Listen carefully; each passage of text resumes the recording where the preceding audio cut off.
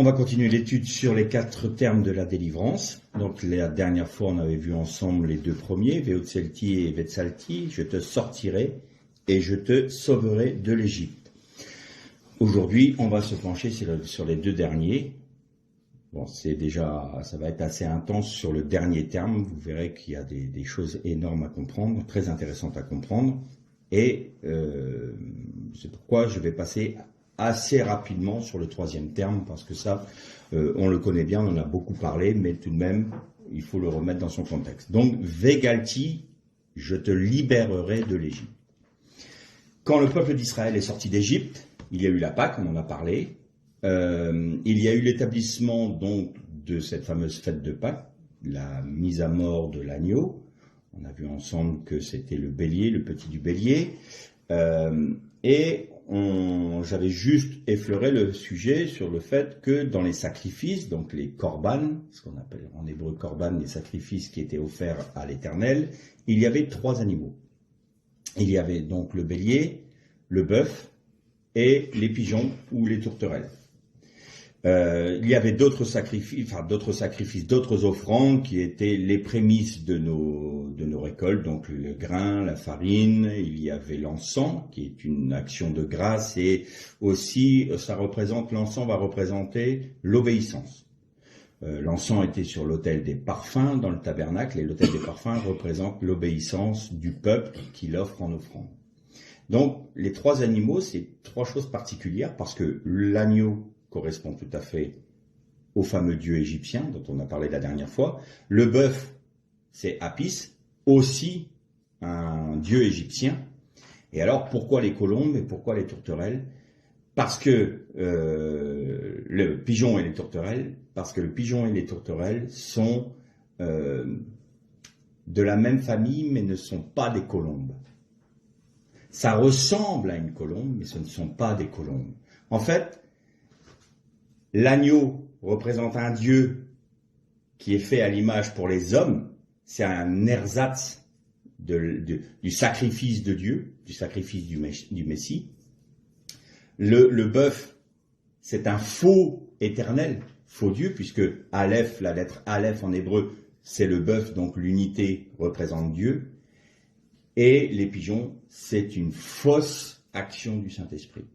Donc, tous ces animaux sont la représentation de l'idolâtrie que l'on se fait de Dieu, de l'image que l'on désire se faire de Dieu. C'est la raison pour laquelle ce sont des animaux qui sont mis à mort pour ramener le peuple dans une vision selon le cœur de Dieu et non pas selon leur interprétation de qui est Dieu. Donc, on met à mort notre image de l'agneau, notre image du bœuf, donc de l'Éternel, et notre image du Saint-Esprit, pour accepter que Dieu nous donne ce qu'il est lui, en termes de Messie, en termes de Père et d'Éternel, et en termes de Saint-Esprit. Voilà pourquoi il y avait ces 3 corbanotes-là. Le peuple est sorti d'Égypte, il a traversé la mer des Joncs, on avait dit que le Messie suivait le peuple, ils avaient leurs sandales, donc ils étaient dans le salut. Ça reprend aussi l'image du fils prodigue. Mettez-lui une robe blanche et des sandales aux pieds, dit le Père. Pourquoi ? La robe blanche, c'est la justification, et les sandales, ça représente la protection de la malédiction de la terre. Donc, on est délivré de la malédiction qui est sur la création depuis la chute de l'homme. Ils sont donc sortis et sauvés. L'Égypte ne peut plus les atteindre. Par contre, le peuple d'Israël et le Erev Rav, donc le mélange des différents peuples qui a suivi Israël, ne sont pas délivrés de l'Égypte. Ils n'en sont pas délivrés. Pourquoi ? On le voit tout de suite. Ils manquent d'eau, manquent de nourriture, ils murmurent, ils se plaignent. Ah, mais quand on était en Égypte, on mangeait de la viande, on n'en manquait pas d'eau. Pourquoi tu nous as amenés au désert pour qu'on meure ? Donc, ils avaient la servitude de l'Égypte, ils étaient dans Mitzraïm, c'est-à-dire le pays restreint qui les enfermait, qui les oppressait, qui leur mettait un joug d'oppression sur les épaules, il les obligeait à faire des briques, on a vu ce que ça représente, ce n'est plus les pierres de Jérusalem, mais c'est les briques façonnées par la main, là on touche Babel et Babylone, mais on ne se souvient plus de tout ça. Ah, quand même, le monde, il me donnait des choses intéressantes, hein. Ah, c'était bien. Et puis là, ben, du coup, ah oui, mais on est là pour mourir, on a décidé de suivre Dieu, mais regarde, on n'a que des problèmes. Moi, avant, quand j'étais dans le monde, j'avais des facilités. Ah, t'avais des facilités. Et donc, quel était l'objectif de Dieu dans le désert? Parce que, je vous ai déjà dit, hein, il n'a pas pris le chemin le plus court. Hein. Ils sont redescendus dans le sud, ils ont fait une grande boucle et ils sont remontés jusqu'au pays de Canaan. Et arrivé au pays de Canaan, comme il y a eu l'affaire des serpents d'airain, et puis des fameux, ce qu'on appelle les espions, mais là aussi il y aurait quelque chose à voir, hein, parce que c'est plus que des espions, qui sont revenus et ils ont dénigré le pays. Ils ont dit qu'il y avait des belles choses, mais ils n'ont pas eu la foi de dire, oui, c'est un pays découlant de lait et de miel, et nous allons, par la puissance de Dieu, conquérir ce pays. Non, ils ont dit, non, non, non, c'est impossible à faire. Il y a des géants, il y a des fils d'Akan dedans, on peut pas. On peut pas. Donc ils ont dénigré l'héritage que Dieu leur donnait.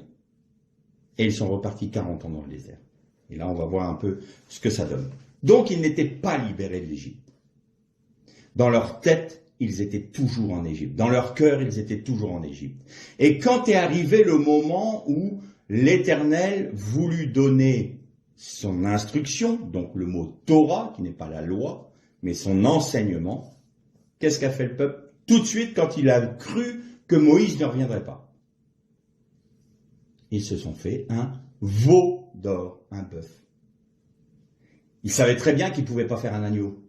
Ils avaient compris ce qu'était l'agneau qui avait été mis à mort et dont le sang avait été mis sur les linteaux des portes et sur les poteaux des portes. Ils savaient très bien que là, c'était l'Éternel qui leur disait, vous mettez à mort le Dieu égyptien que vous avez connu, parce que moi, je vais vous montrer qui est mon agneau à moi, mon Messie.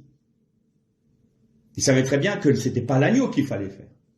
Et donc, ils ont reproduit quoi? Apis. Ils ont reproduit un Dieu égyptien. Et qu'est-ce qu'ils ont dit? Voilà l'Éternel, parce qu'on lui met le nom de l'Éternel, qui nous a fait sortir du pays d'Égypte.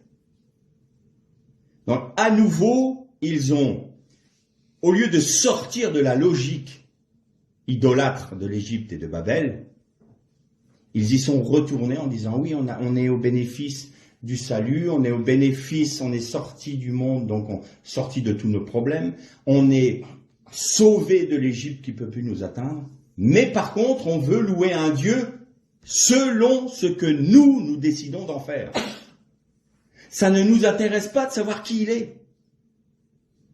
Alors on va le façonner à notre image. Faisons-nous un nom, disaient les habitants de Babel. Faisons-nous un nom.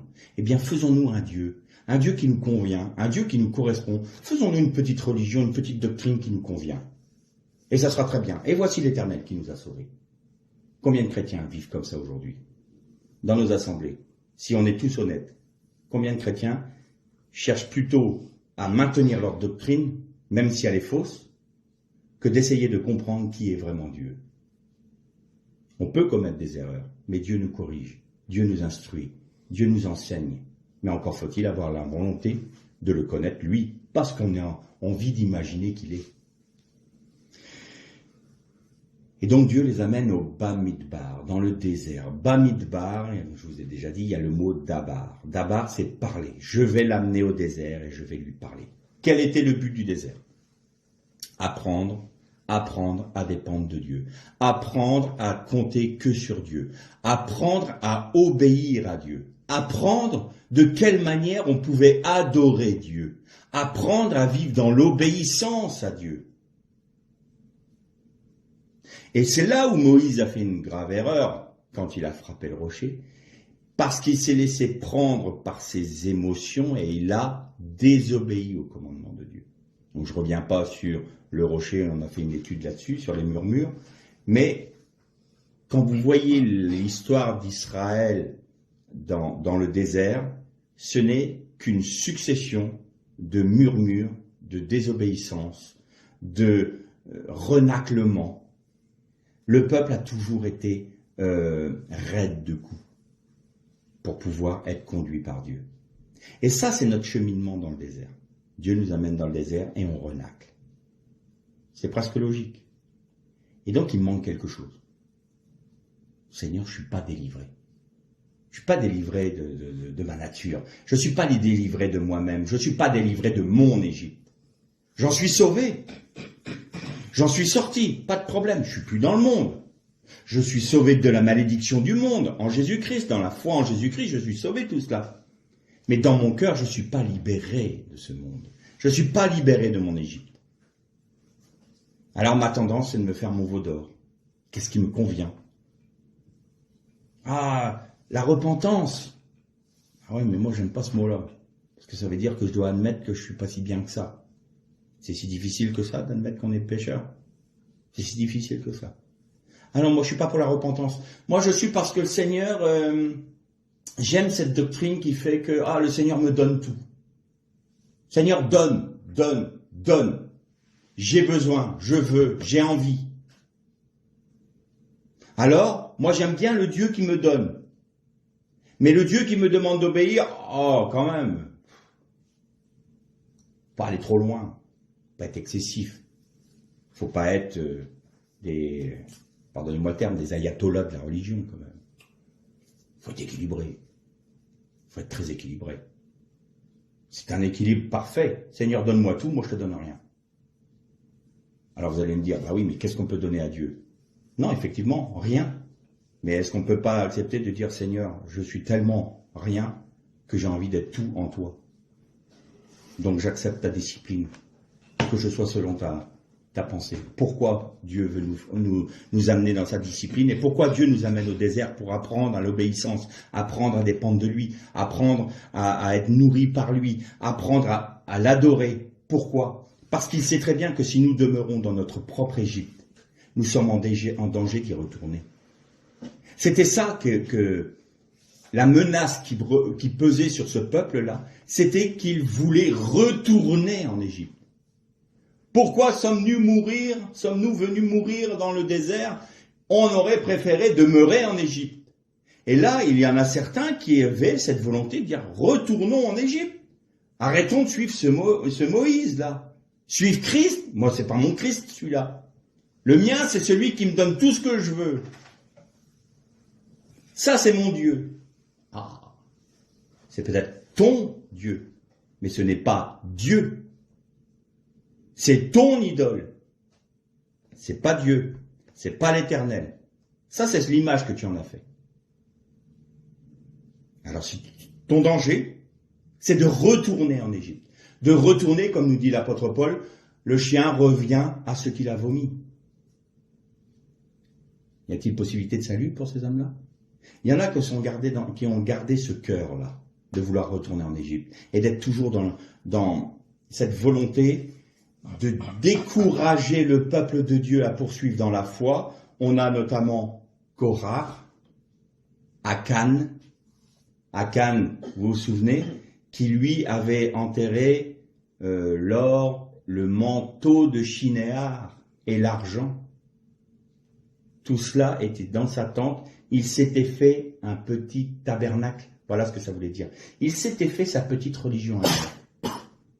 Et il incitait le peuple à désobéir à l'Éternel. Il incitait le peuple à se détourner de Dieu. Et ces hommes-là et ces femmes-là, ils étaient dans le peuple d'Israël. Ils étaient dans le désert. Mais ils n'ont pas eu part au royaume. Ils ont été retranchés. Pourquoi? Parce que dans leur cœur, ils ont voulu demeurer en Égypte. Ils ont dénaturé le salut.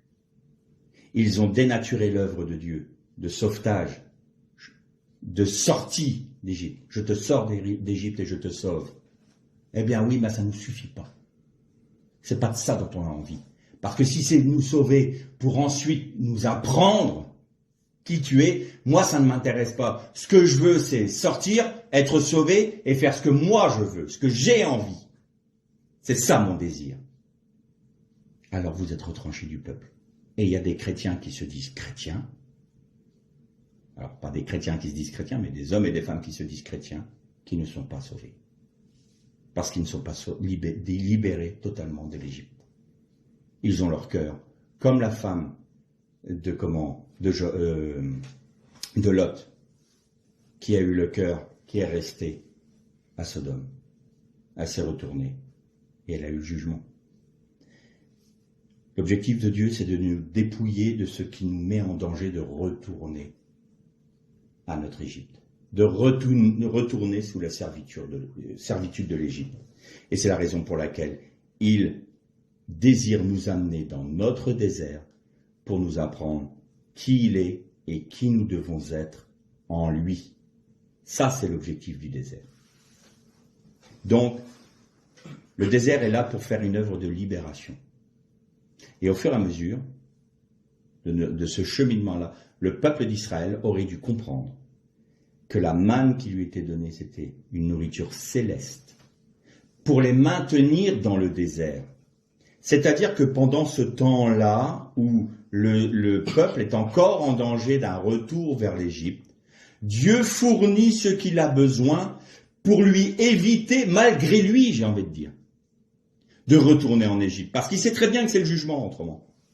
Donc Dieu dit, bon, t'inquiète pas Moïse, je vais donner des cailles, je vais donner de la manne, et vous aurez de la manne tous les jours, sauf le moment de Shabbat. Mais en vous donnant la manne, je vous demande juste d'obéir à un point. Qu'est-ce qu'ils ont fait? Première fois que la manne est tombée, ils ramassaient tous les jours la manne. Le 7e jour, vous n'aurez pas de manne qui tombera du ciel parce que c'est le jour de Shabbat. Alors prenez-en 2 mesures la veille. Qu'est-ce qu'ils font? Ils se lèvent le dimanche matin, enfin le samedi matin, pour le jour du Shabbat. Le matin du Shabbat, ils se lèvent pour trouver de la manne. Et là encore, ils murmurent, comment se fait-il qu'il n'y a pas de manne? C'est désespérant, hein? Désespérant. Et nous, combien de fois on fait ça? Ah Seigneur, mais fais ce que je te demande. Obéis sur ce point-là. Parce que c'est ça qui va te délivrer. Ah, pas envie. Pas envie. J'ai pas envie d'obéir, moi. J'ai décidé de me lever le jour du Shabbat. Donc je me lèverai le jour du Shabbat. Ben vas-y. Fais comme tu veux. Mais tu n'auras pas la bénédiction.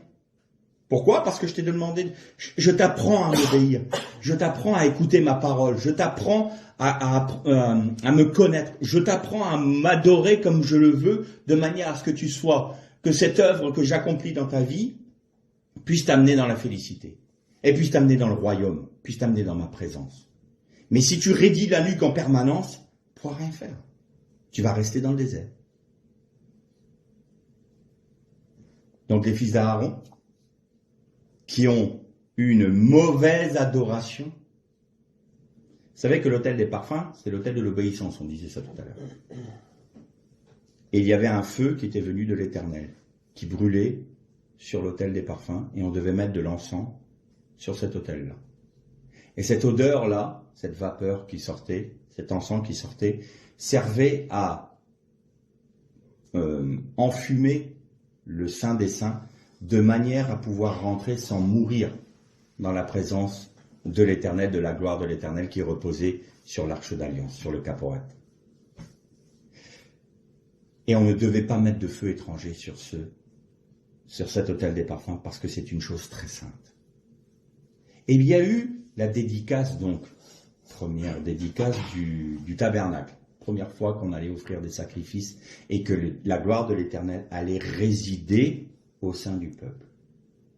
Et dans ce moment d'allégresse, ce moment de joie du peuple, il y a eu une émulsion et les fils d'Aaron se sont sentis le droit, de manière émotive, d'amener un feu étranger sur l'autel et le feu du ciel est tombé sur eux et les a consumés. Je pense que à ce moment-là, dans le peuple, ça a refroidi pas mal de monde. Je pense que la joie ambiante a dû se calmer d'un coup.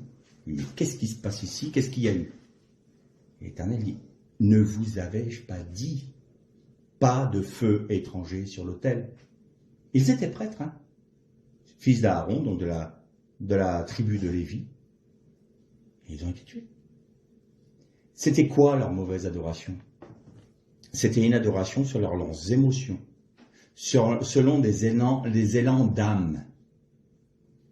Moi, il y a des moments, on reçoit des petits mails chrétiens.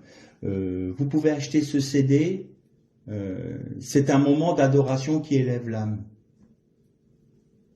qui nourrit l'âme, qui va aider votre âme à être dans l'âme, dans les émotions, dans les sentiments. Non, moi je préfère une adoration qui élève mon esprit, qui m'amène dans la présence de Dieu, qui mette mon âme dans l'obéissance, pas qui va provoquer dans mon âme un sentiment qui va me donner le droit de vivre dans la désobéissance. Alors, vous allez me dire, attendez, on n'est pas en train de te dire que tu vas vivre dans la désobéissance parce que tu écoutes un cantique. Est-ce que tous les cantiques sont dignes d'être des cantiques? Est-ce que nos moments d'adoration dans nos églises sont toujours réellement des moments d'adoration, ou est-ce simplement des mouvements des âmes qui sont excités par une forme de musique, par des paroles? Je suis désolé, mais moi quand j'entends des paroles qui sont Christ est roi, Christ est roi, Christ est roi, Christ est roi, Christ est roi, Christ est roi, puis il n'y a rien d'autre, mais il n'y a que de la musique, ou alors, je vous le répète souvent cette anecdote, où on m'a demandé un jour dans une assemblée, enfin demandé à toute l'assemblée, pas à moi spécialement, mais à tout le monde, ah ben vous nous accompagnez en faisant nanana, nanana, nanana. Je suis désolé, le nanana pour moi c'est pas, ça veut rien dire. Pour moi c'est pas de l'adoration ça. Ça c'est du flonflon, dans le monde on en a aussi. Mais désolé, je vais pas me lever à ma place pour faire nanana, nanana et taper dans les mains. Je suis désolé, c'est pas de l'adoration. Ça c'est des mouvements de l'âme. Ça c'est du feu étranger. Ça, c'est ce que l'on dit être de l'adoration. Mais je ne suis pas toujours certain que c'est de l'adoration. Je ne dis pas que tout ce qui se passe dans les églises ne sont pas de l'adoration et que les frères et sœurs ne sont pas sincères dans leur louange à l'Éternel. Ce n'est pas ce que je suis en train de dire. Mais je suis en train de te dire, est-ce que c'est toujours le cas? Je laisse la question. Donc, Bamidbar, je les amènerai au désert, je parlerai à leur cœur, pour apprendre à dépendre de moi en termes de nourriture, d'eau, de défense, de communion. C'est ça que je vais vous apprendre. Et si vous ne murmurez pas, et si vous demeurez dans l'obéissance, alors vous serez libérés. Alors, Vegalti sera pour vous. Je te délivrerai du pays d'Égypte. Parce que je t'aurai délivré dans ton cœur, dans ta tête, du monde. Tu m'auras laissé œuvrer dans ta vie pour que tu sois libéré de ton Égypte. Et on arrive au dernier terme. Et si vous le voulez, pour aborder ce dernier terme de la délivrance, on va lire dans le livre du Deutéronome au chapitre 27 et à partir du verset 2. Deutéronome 27, verset 2. Le jour où vous aurez passé le Jourdain pour entrer dans le pays que l'Éternel ton Dieu te donne, tu dresseras de grandes pierres et tu les enduiras de chaux. Tu écriras dessus toutes les paroles de cette loi ou de cette Torah lorsque tu auras passé pour entrer dans le pays que l'Éternel ton Dieu te donne, pays découlant de lait et de miel, comme l'a dit l'Éternel ton Dieu, le Dieu de tes pères. Lorsque vous aurez passé le Jourdain, vous dresserez sur le mont Ébal, ou Héval, des pierres que je vous ordonne aujourd'hui de dresser, et tu les enduiras de chaux. Là tu bâtiras un autel à l'Éternel ton Dieu, un autel de pierres sur lesquelles tu n'auras pas brandi le fer. Tu bâtiras en pierre brute l'autel de l'Éternel ton Dieu, tu présenteras sur cet autel les holocaustes à l'Éternel ton Dieu, tu offriras des sacrifices de communion et tu mangeras là et te réjouiras devant l'Éternel ton Dieu. Tu écriras sur ces pierres toutes les paroles de cette Torah en les gravant bien nettement. Moïse et les sacrificateurs lévites parlèrent à tout Israël en ces termes. Israël, fais silence et écoute. Donc là c'est Shema Israël. Aujourd'hui, tu es devenu le peuple de l'Éternel ton Dieu. Tu obéiras à la voix de l'Éternel ton Dieu, tu mettras en pratique ses commandements, ses prescriptions que je te donne aujourd'hui. On arrêtera là pour l'instant notre lecture. Quand tu rentreras dans le pays que j'ai donné, promis à tes pères, tu dresseras des pierres brutes sur le mont Ébal. Bon. et il dit 2 fois dans le passage que vous avez vu, tu dresseras un autel de pierre brute, dont le fer n'aura pas été frappé ses pierres, et tu l'enduiras de chaux. Bon, en français, ça donne rien. Puis ok, bah, il a fait un autel, il a fait un enduit dessus. Très bien. Alors on va déjà parler des pierres brutes, ou des pierres entières. Et là, on arrive, le terme c'est Abanim Shlemot. Shlemot a pour racine Shalom, ou Shalem. Shalem, ça veut dire être racheté, être préparé, être payé. Ça veut dire restituer ou compenser. Ça, c'est Shalem. Vous avez Shalom. Bon, Shalom, là, c'est pas la peine que je vous le dise. Hein. Shalom, c'est la plénitude de la bénédiction de Dieu et de la miséricorde de Dieu. Donc, c'est ce qui est parfait, ce qui est saint, ce qui est sauvé. Ce qui est pacifique et paisible. Ça, c'est Shalom, la paix.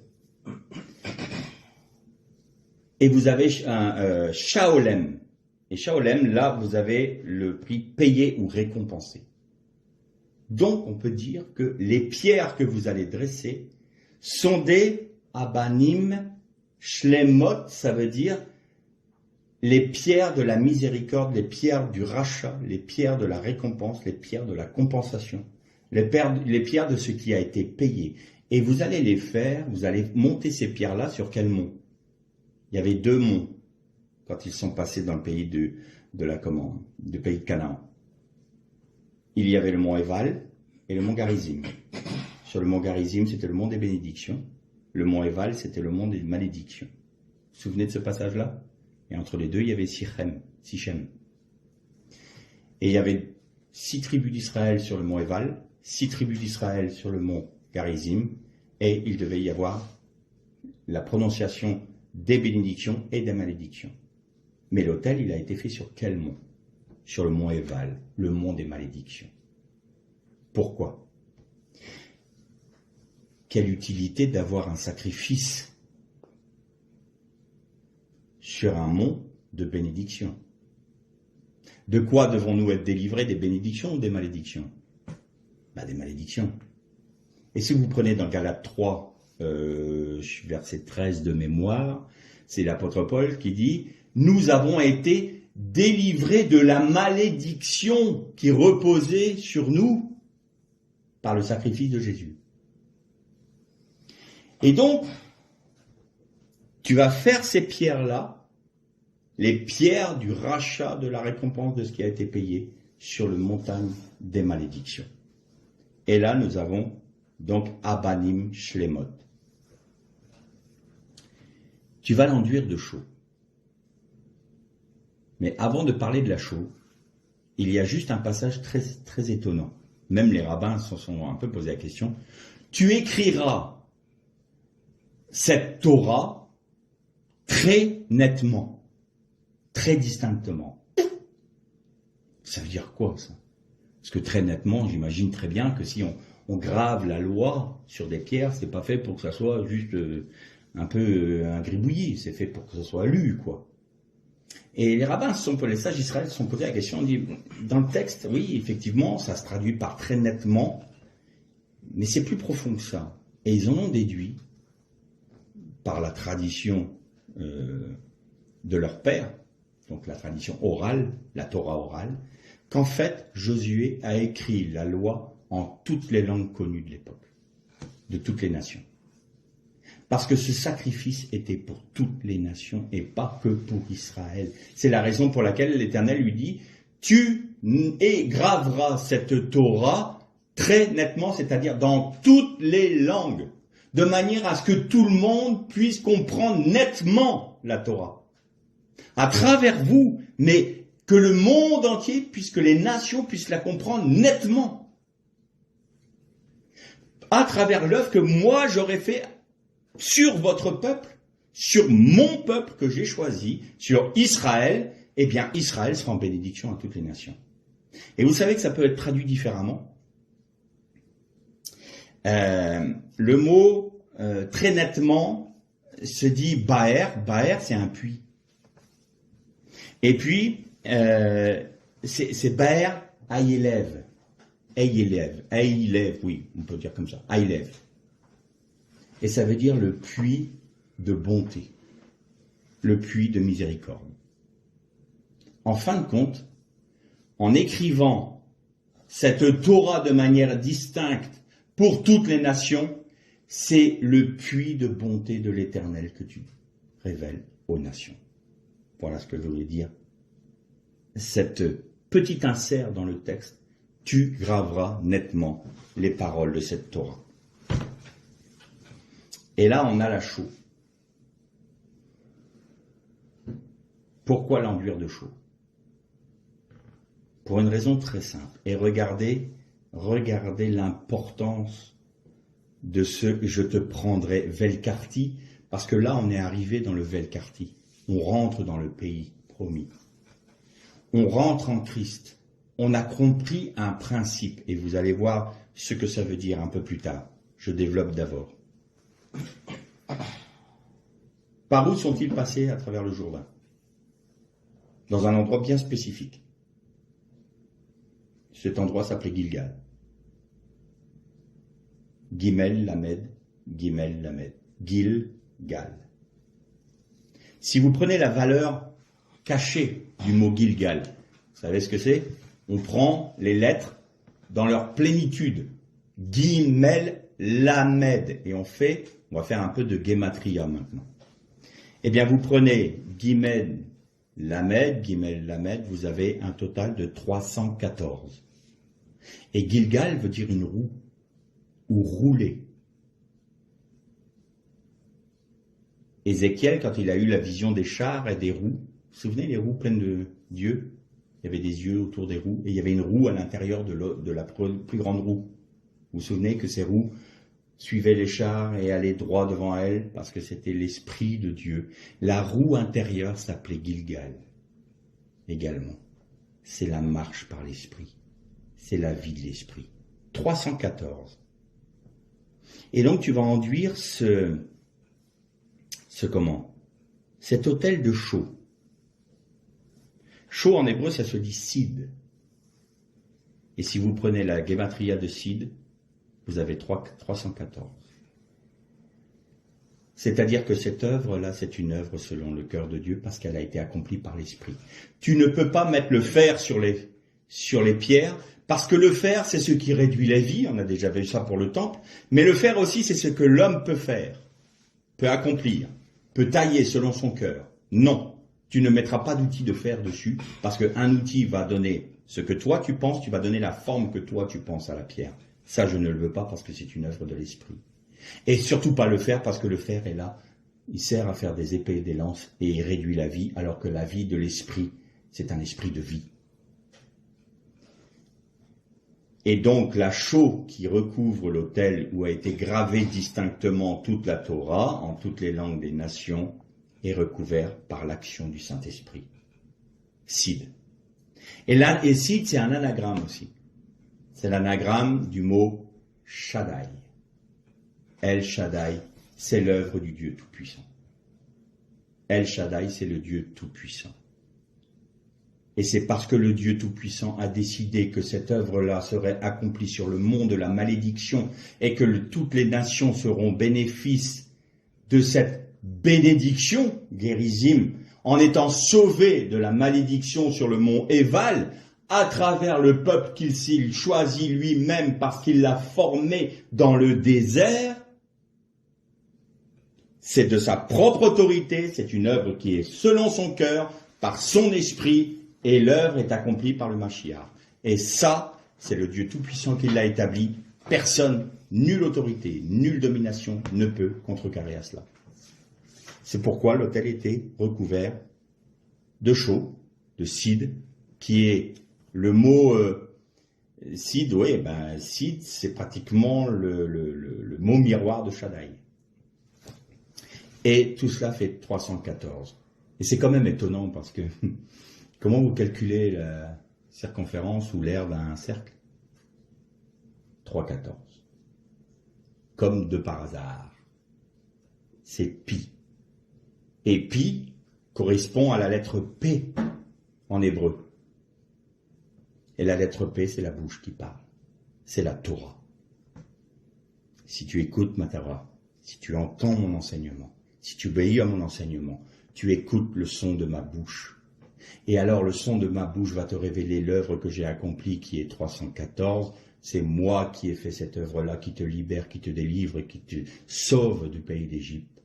Et alors, si tu obéis à mon commandement, tu marcheras par Gilgal, par mon esprit. Et si tu marches par mon esprit, alors tu es au bénéfice de toutes les bénédictions du pays. Le lait, le miel et tout ce qui vient avec. Mais, est-ce que tu le veux? Gilgal, c'est magnifique. Gilgal, c'est là où le premier roi d'Israël a été couronné, Shaoul. Gilgal, c'est là où on venait tous les ans pour rendre la justice du peuple. Vous lisez ça dans le livre de Samuel. Gilgal, quand il y a eu la conquête du pays, le peuple devait retourner à Gilgal en permanence avant d'aller conquérir une autre ville et une autre ville. Il devait toujours revenir à Gilgal. Pourquoi? Parce que Gilgal est un principe. Gilgal est une clé. Il est la clé de la victoire. Et Gilgal, c'est l'étendard du vainqueur. Parce que Gilgal, c'est là où Dieu rend sa justice.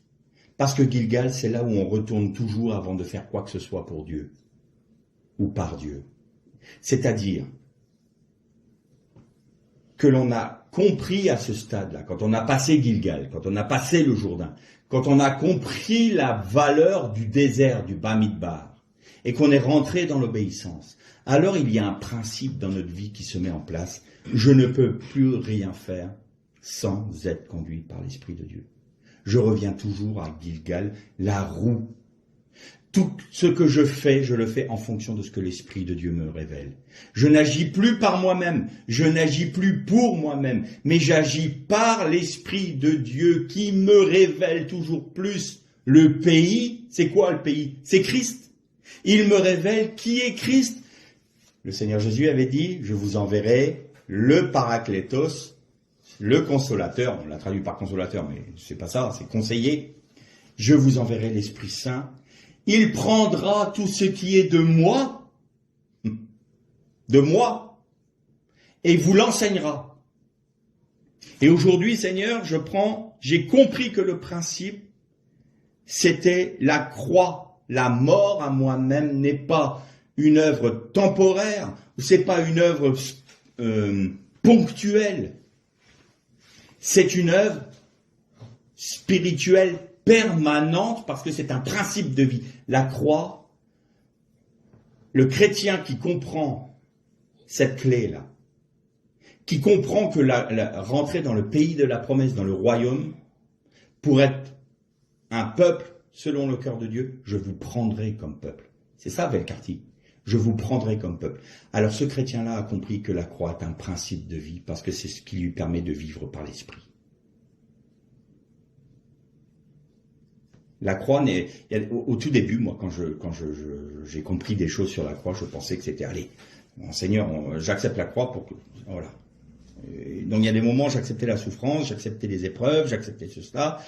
Dépêche-toi de faire l'œuvre, et puis après qu'on ne parle plus de la croix. Et maintenant, j'ai compris que non.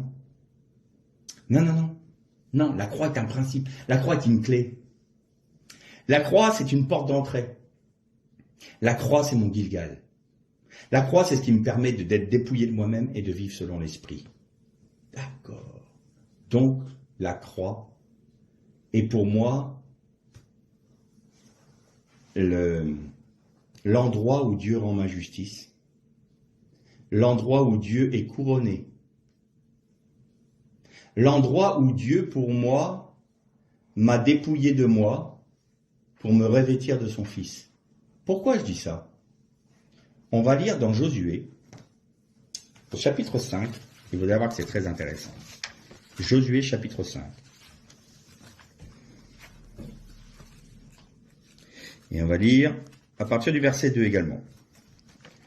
En ce temps-là, l'Éternel dit à Josué, fais-toi des couteaux de pierre pour la seconde fois, circoncis de nouveau les Israélites. Josué se fit des couteaux de pierre et circoncis les Israélites près de la colline de Achalot. Voici la raison pour laquelle Josué les circoncis. Tout le peuple qui était sorti d'Égypte, les mâles et tous les hommes de guerre étaient morts dans le désert pendant la route après leur sortie d'Égypte. Tout le peuple qui était sorti d'Égypte avait été circoncis, mais de tout le peuple né dans le désert pendant la route après la sortie d'Égypte, on n'avait circoncis personne. En effet, les Israélites avaient marché 40 ans dans le désert jusqu'à la disparition du contingent des hommes de guerre sortis d'Égypte qui n'avaient pas écouté la voix de l'Éternel.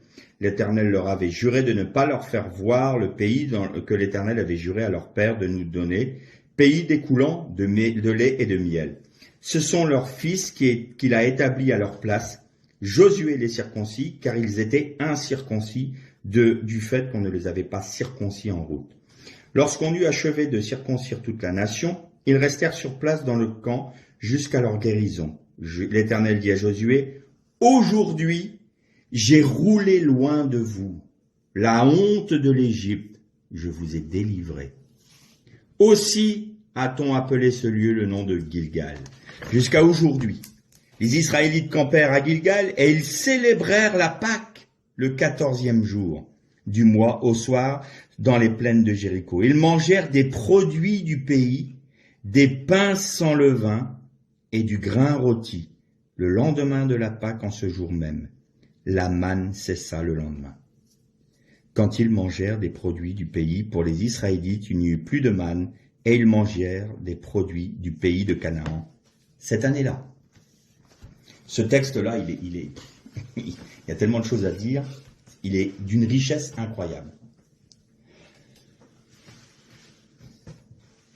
La génération qui avait dénigré le royaume de Dieu, qui avait dénigré la libération, la délivrance et le sauvetage de Dieu, la sortie du pays d'Égypte, il n'a pas pu rentrer dans la plénitude de la pensée de Dieu. Ça ne veut pas dire qu'il n'était pas Israël, mais ils n'ont pas pu conquérir Christ. Ils n'ont pas pu avoir part au royaume, parce qu'ils n'avaient pas un cœur qui leur permettait de sortir du désert, parce qu'ils n'ont pas écouté la voix de l'Éternel. Ils n'ont pas accepté que la croix fasse son œuvre. Ils sont sauvés. Ils ne sont pas retournés en Égypte. C'est pas un problème. Ils n'ont pas été retranchés d'Israël. Tout. Je te sortirai, je te sauverai. Si on paraphrase maintenant pour nous chrétiens, le salut est là. Il n'y a pas de souci. Ils sont sauvés. Mais ils ne sont pas obéissants. Donc ils n'ont pas part au royaume. Ils ne régneront pas avec Christ. Ils auront juste le salut. Et là on revient à ce que Paul disait. Pour eux, ils sont sauvés, mais comme à travers du feu. Parce que leur œuvre, elle a été consumée par le feu. Elle n'a rien produit. Donc cette génération-là a disparu. Et le fait que Josué les circoncis, ça veut dire quoi? Ça veut dire que celui qui obéit à l'Éternel, celui qui accepte la croix dans sa vie pour être dépouillé de son Égypte, pour être délivré de son Égypte, et pour vivre selon l'Esprit de Dieu, est circoncis de cœur. C'est la circoncision. C'est ça la véritable circoncision. C'est quand on a appris l'obéissance. Et vous avez remarqué que du coup, cela rouvre la porte du pays, découlant de lait et de miel.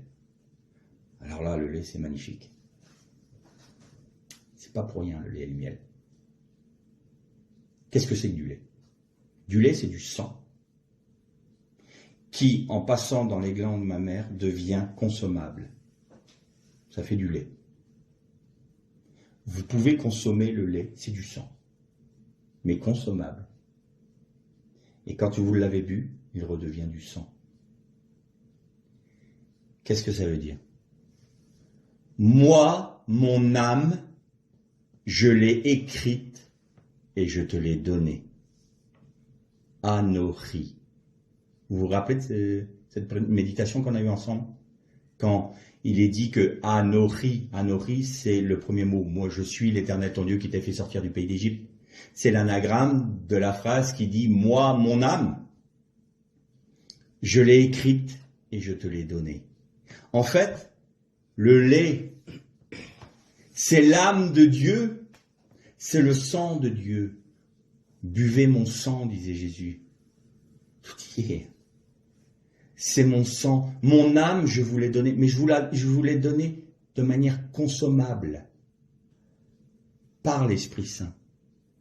Et c'est ce lait-là qui va vous donner une âme nouvelle, un sang nouveau, un sang pur. Parce que vous obéissez à la parole de Dieu. La parole de Dieu, c'est quoi? La Torah, le Tanakh, c'est le sang de Dieu, l'âme de Dieu qui vous a été rendue consommable parce que Christ a donné sa vie sur la croix et que le Saint-Esprit synthétise, entre guillemets, ce sang de Dieu pour vous nourrir.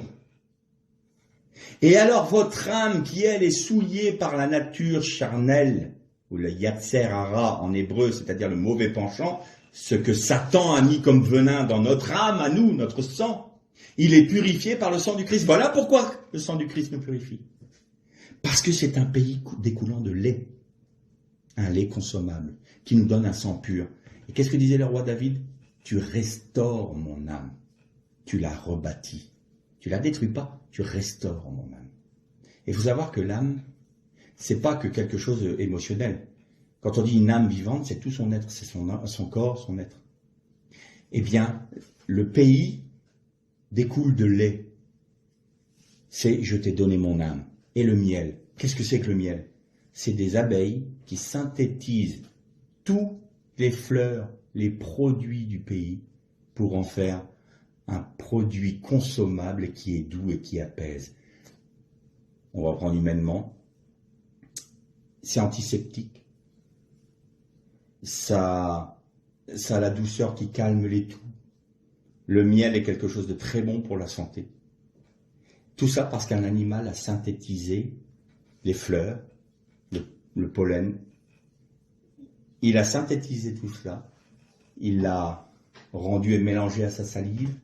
Et ça en a fait du miel, qui est parfaitement doux et bon pour notre santé. Eh bien, Jésus disait, je suis humble et doux de cœur. Parce que Christ, au premier abord, on peut se dire, ah, l'abeille, elle pique. Mais en même temps, ce qu'elle nous donne, c'est bon pour notre santé. La croix fait mal.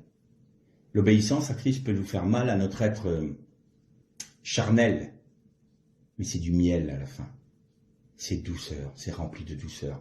C'est une véritable nourriture, le lait et le miel.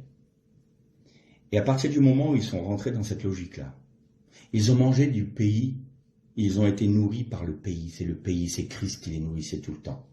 Et donc, ce qu'ils avaient besoin pour tenir dans le désert, n'en ont plus besoin. Vous vivez dans la félicité du Christ, vous vous nourrissez directement de Christ. Vous n'avez pas besoin de quelque chose de plus, vous vous nourrissez du Christ. Alors la manne s'arrête pour vous. Maintenant, ça y est, vous êtes rentré dans la vie de l'esprit. Vous avez compris votre Gilgal. Vous demeurez dans votre Gilgal. Parce que votre Gilgal, c'est la justice de Dieu. Votre Gilgal, c'est la vie par l'esprit. C'est la marche par l'esprit. C'est l'obéissance par l'esprit. Alors demeurez à Gilgal. Revenez à Gilgal. Et vous marcherez par l'esprit. C'est ça le sang. Le sang de Dieu qui a été rendu consommable pour nous. C'est la circoncision. C'est notre cœur qui a été changé. Ce qui était de l'humain a été détruit. Nous sommes dans la félicité. On est délivré. Non seulement on est délivré de notre Égypte, mais on est devenu le peuple de Dieu. Et dans l'Apocalypse, il est dit que du vainqueur, je serai son Dieu, et il sera mon fils. Je te prendrai, Belkarti. Que le Seigneur vous bénisse, et l'air les shalom tous.